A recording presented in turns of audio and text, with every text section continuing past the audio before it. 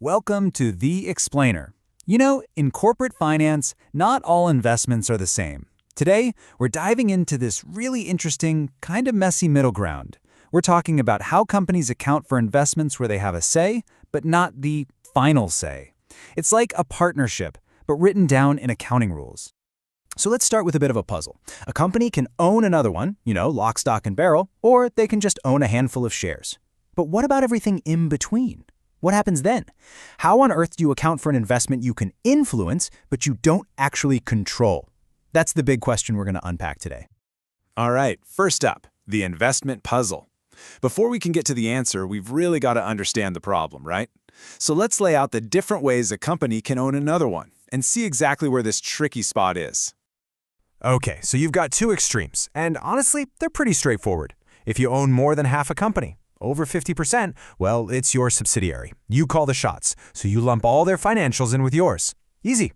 On the other end, if you own just a little bit, say under 20%, it's just a passive investment.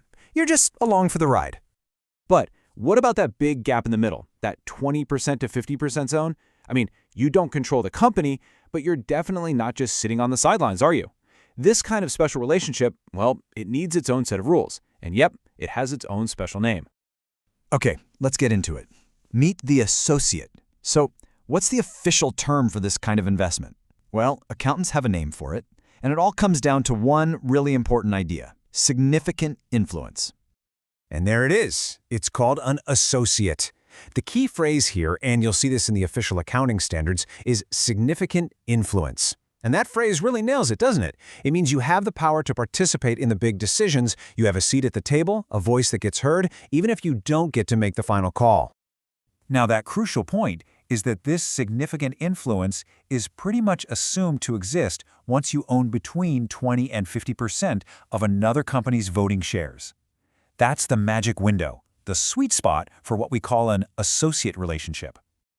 And this diagram, it shows the difference perfectly. Take a look. Dipsy owns a whopping 80% of Lala. That's full control, right? So Lala is a subsidiary. But now, follow that other line, Dipsy only owns 30% of Poe.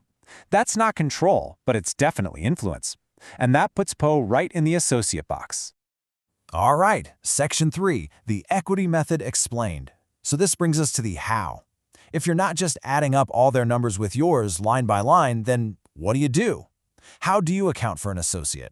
Well, there's a special method just for this. And the answer is a really clever technique called equity accounting. It's tailor-made for this exact significant influence situation. And the basic idea behind it is actually super simple. Think about it. Since you have some influence over this company, the value of your investment should really move up and down with their performance. It just makes sense, right? When they do well, your investment is worth more. When they struggle, it's worth less. So how does it work? Well, the actual steps are pretty logical. First, you start with what you paid for the investment. Simple enough. Then, you add your share of any profits they've made. And finally, you subtract any cash they've paid back to you as dividends. What you're left with is a number on your books that's always changing, always reflecting that real economic connection you have with them. Okay, so what does this all look like in the end? Let's talk about the impact on the financial statements. I mean, where does all this calculation actually show up in the reports that people read? Well, you'll be happy to hear that after all that math, what you get is something incredibly clean. It takes this whole complex idea of significant influence and boils it down, making it super easy to understand on the financial reports. First up, let's look at the balance sheet. The entire value of your investment, the cost plus your share of the profits, minus any dividends, it all gets squeezed into one single line: investment in associate. It just sits there nice and neat as a non-current asset. And it's the same story on the income statement. Your slice of the associate's profit for the year gets its own tidy little line too.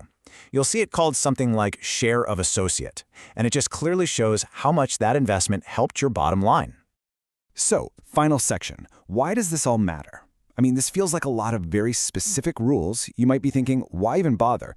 Why create this whole separate category and accounting method? Well, it turns out it's absolutely essential for one big reason.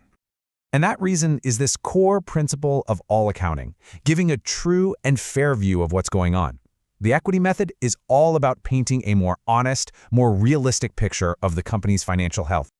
And look, this method is just so important. For one, it shows the real economic influence the investor has, but it also stops them from going too far and just adding all the associates' assets and revenues to their own books. Because that would be misleading, right?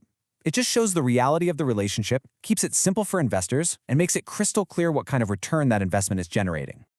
So the next time you're looking through a company's annual report and you spot that line, investment in associates, you'll know exactly what you're looking at. It's not just a number, it's not just passive ownership, and it's not total control. It's a story of influence, of partnership, and of shared fortunes. It tells you that two companies are connected in a way that really truly matters.